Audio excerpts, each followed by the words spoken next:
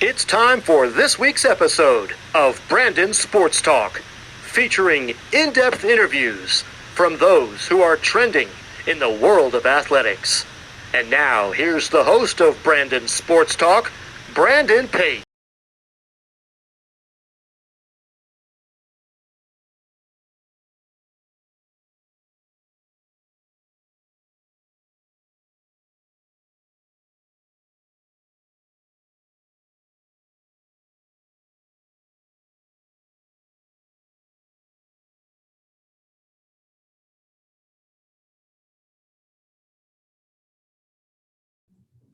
Welcome back to Brandon Sports Talk. In today's episode, I have the privilege to interview the UConn coach Katelyn Parker, who coaches the assistant women's ice hockey. How are you doing today? I'm great, Brandon. How are you? I'm doing good. Can you talk about your coaching experience and how you got started in college coaching? So after my collegiate career at Colgate University, I actually was in the real world and had a real person job. And it just wasn't for me. I didn't wake up excited every single day, which is a different thing than you're used to.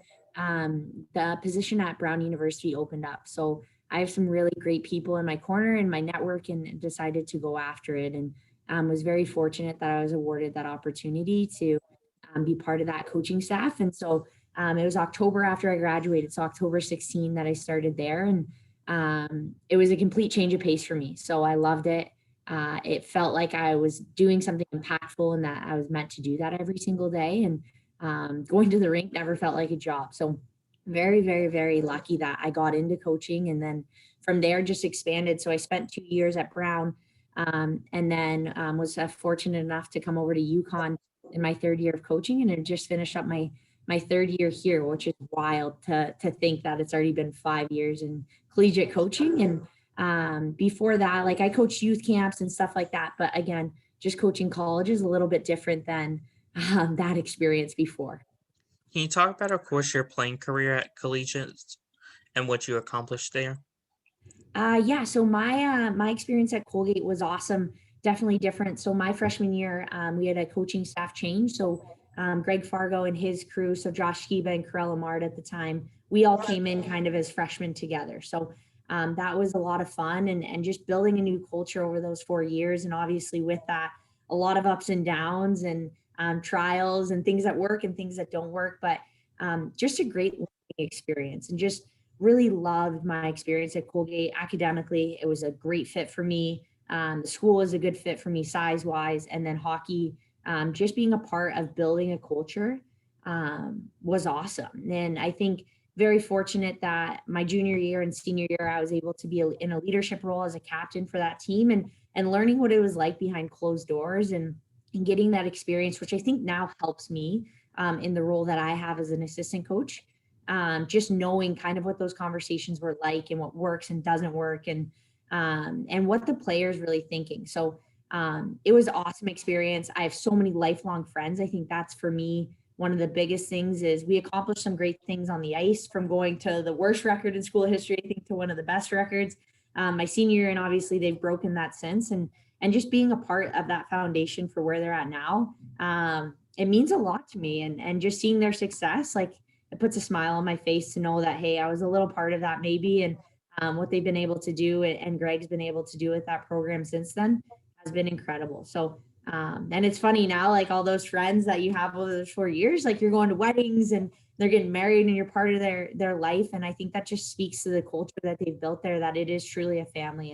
And so I feel very fortunate to have been part of that. And it definitely changed and shaped me who I am today. That's so amazing. Of course, what was your time like at Brown University? It was awesome. I think a huge learning curve for me, from going from a player perspective to now into a different seat as a coach, and learning to recruit, learning the ins and outs of college hockey. And it was a nice transition because I played in the ECAC at Colgate and then coached in the ECAC. So the familiarity, I think, helped me adjust. But I loved it. I love the creativity behind being a coach. And Bob Keneally gave me a lot of freedom in the sense of, hey, if you have an idea, run with it. And I think that has helped me a lot today, because that confidence, have a voice.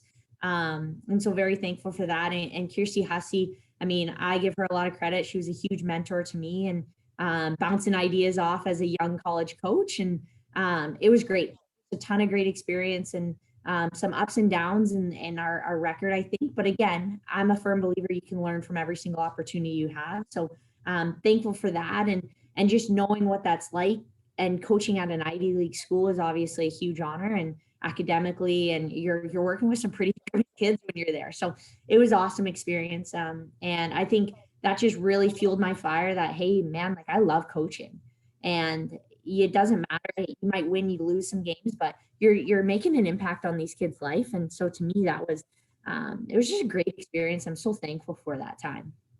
Can you talk about, of course, going from an Ivy League to now the league that you're in with UConn, and what that transition was like?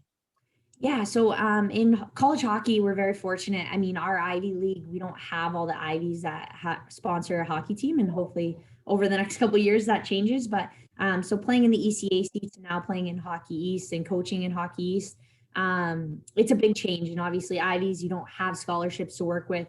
We're at UConn and other schools like that. We're scholarship school. So learning the business side of things is a little bit different than maybe the Ivy League side of things. And but it comes down to you still have player management, you still have development that you're worried about, you're recruiting. The landscape's very much the same, except it's kind of fun to be able to work with some money, and you're giving families and kids opportunities for a free education that maybe otherwise they wouldn't have had on the scholarship side. And Hockey East is an amazing league. I think the parity in our league is very little, and the top team to the bottom team, like anyone can beat anyone on a given night. And I think last year, Holy Cross beating Northeastern is a huge example of that. You have the number one team in our conference losing to the last place team, but now Holy Cross is on the rise, and it's so exciting just to see. I think our league is a strong league, and it's just a fun league to be a part of. The coaching staffs on every team are awesome, and what they're bringing to the table, it makes you work every single night, which I love, I think, and it makes our kids work, which it's good to see them in that, because as we get into postseason play and on that next stage is, man, like they're prepared for it, because day in, day out, like our league is a battle. Who are some of the teams that are in your league? So we have 10 teams in our league. So we've got Northeastern, most of the Boston schools. So Northeastern, Boston College, Boston University. Then we go up north and you've got Maine and Vermont and New Hampshire. You have Connecticut, Holy Cross, Merrimack. And I'm blanking on some, and that's not good. But so yeah, we've got, it's a very regionalized conference, which is awesome, because you can travel to an opponent and you're coming back. And so for our student athlete experience, they're sleeping in their own bed at night. And there's not a whole lot of overnight trips, except for obviously when you go up to Maine and Vermont and UNH and some other locations. But yeah, so it's a great league, and definitely I encourage anyone that's interested to check it out. Can you talk about, of course, the culture that you have helped build for the women's ice hockey? Yeah, so at UConn, I mean, I feel very lucky to be part of the UConn family. And I think that's the big word that I would use, is family. Our team is awesome. Like, I genuinely love coming to work every single day. I wouldn't even call it work. Like, I think I have the best job in the entire world, which I know a lot of people can't say. And to me, just the way our kids approach their daily lives, whether it's academically or in the weight room or on the ice, like, there's a true passion behind it, and they care so much. So as a coach, I want to run through a brick wall for them and be able to provide them the resources and coaching that they deserve. And I just feel super lucky and grateful that I've been able to spend the last 3 years with them, and they're awesome. So I love seeing them every single day. And so that family is it's there. Like, for a lot of us, it's their second family away from home, obviously, and they're coming here. And then there's just a huge level of respect for each other and what we're trying to accomplish. And I give them a lot of credit, because it's a huge time commitment. And if you think about it, they're college students, full college students. So you have that and all their academic responsibilities, coupled with then, of course, their athletic responsibilities. It's not easy to do. And I don't think they get enough credit for what they do. And hockey being a season that's so dang long,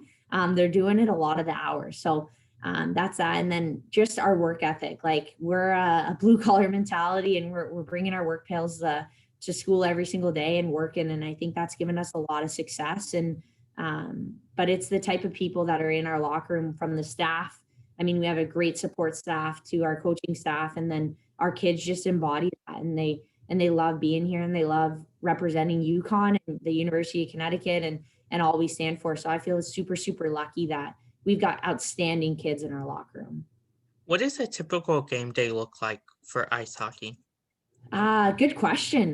No, so typical game day, like a Friday game, we have open ice. So if they want a pregame skate, we have some kids that want to do that. And then we have a pregame meal about 4 hours before the game, and they come and we do a little meeting before they get dressed, and then their routines on them. And I think that's one of the biggest things is you treat them like professionals, and they really run with that. And what works well for one kid might not work well for another kid. So we let them have that ability to find out what works for them. And usually on Fridays we play at 6, obviously given the COVID year, a little different, and the restrictions around what we were able to do was a little bit different this year. And then usually we go Friday, Saturday and play the same team. Again, COVID year definitely would play the same team, but in a normal year that could change up where we might play Boston College and then BU on another night, but totally depends.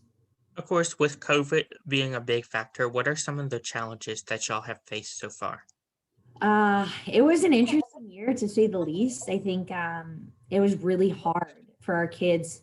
The challenges I would say is just that mental and emotional roller coaster that you're on. You're thinking you're preparing for a team all week, and then Friday morning you get a call and hey, like another team tested positive or they have an inconclusive, you can't play. And just the resilience that you had to build. And I give our team so much credit. I believe they did it the right way. And we were very fortunate. We didn't have anyone test positive in our program all year, and something that I'm like, man, like they did a great job doing that and taking ownership of their season and not letting a different factor determine whether or not they could play. And we were always ready to play and willing to play. And but yeah, it was a hard year, just ups and downs. You don't know what tomorrow looks like. So just living in the moment was one of the biggest things for us that we had to do. What does the official visit look like and the recruitment process look like for ice hockey? So we're in a weird time. Just our rule changes just happened last year. So June 15th is the first contact date for us to contact any prospective student athletes going into their junior year. So June 15th after their sophomore year is our first date of contact where we can call them and they can call us. And so that's a big date for a lot of kids and families as well. And just recruiting, I think this year, again, a different landscape, given a lot of recruiting or all of our recruiting was through watching live barn or game film, and you couldn't get out into the rink. But typically we'd be out and about watching a bunch of different things. We like to say we're everywhere all the time and just trying to do our research and our homework. And a big thing is, hey, what kind of hockey player are they? But are they going to add to our character and our locker room? And that gets back to your first question there about just culture. And that's a huge thing, is what type of character kids. And yes, hockey talent's awesome, but when it's tough, and I think this year is a prime example of it, like what kind of people are in your locker room and are they going to stay the course in the good times, but most importantly in the times that are really tough. Of course, what does the official visit look like before COVID? Yeah, so official visit, they can come on campus, and depending on what type of visit, we can pay for that. And then they get the full experience, just knowing what it's like a typical day here. They're going to stay with one of our kids and go to class with them, go to the weight room, watch practice if we're in season, and just be able to really experience, like, man, like if I come here, this is what it would be like for me as a student athlete. And we only get every student athlete or prospective student athlete gets 5 official visits. So for them and their families, they've really got to determine what 5 schools they're most interested in. And if, they're willing to offer official visit, I think it's a two-way street for both the university as well as that prospective student athlete. And then there's always unofficial visits, which that just cost comes out of that family's pocket. Of course, I know that with hockey, you can't try on jerseys because they're so big, but do they get to look at the jerseys? Yeah, they do. So there's that full experience there. And obviously if they're coming during a game, they get to see what that game day routine is like. And for those players, as well as just seeing them put on the jersey, whether it's home or away or our third string jerseys. And so that's always a great opportunity for them to see that. What advice would you give upcoming high school athletes looking to play college hockey? Continue to work hard. I think that's a huge thing. This year alone, I think we're going to see a lot of resilience, see who the true athletes are, compared to, man, like the gyms have been closed, ice rinks have been closed, your normal routine's been changed, but how bad do you want it? So I think that's the biggest thing is there's a lot of girls playing like hockey right now and that want to have aspirations and dreams to play college hockey. And what sets you apart and be really great at that and continue to work your weaknesses, but also don't forget about the strengths and what makes you special and be a good human. Like that's so important, I think, is yes, we coach hockey, but we're in the people business as well. And I just can't emphasize it enough. Like treat others how you want to be treated. And I know it's one of the oldest golden rules and it is the golden rule, but it's so important. And when it's coming down to something so little, like if you have the same level of hockey player talent wise on the ice, what separates you from the next person in line? And so just continue to work on that and the gratitude and gratefulness that, man, your parents are driving a lot of hours for you and spending a lot of time and money and energy. So be super grateful and treat those other people that are doing it. Oh no, it did it to me. Shoot, sorry. Like, give me 1 second. Sorry. Oh, there we go. We're back on. I knew it was going to happen. I thought we might make it out of that threshold. Hopefully you can edit that out, Brandon. What advice would you have upcoming future college players looking to make it into the professional? That's a hard question. I think the same, like what made you special in college and gave you success in college and don't veer away from what works. Cracking the professional league. And if you want to be one of the best, you've got to do a lot of stuff that other people just aren't willing to do, whether that's more hours in the gym or working on your craft and really trying to perfect it as much as you can. And I'm excited.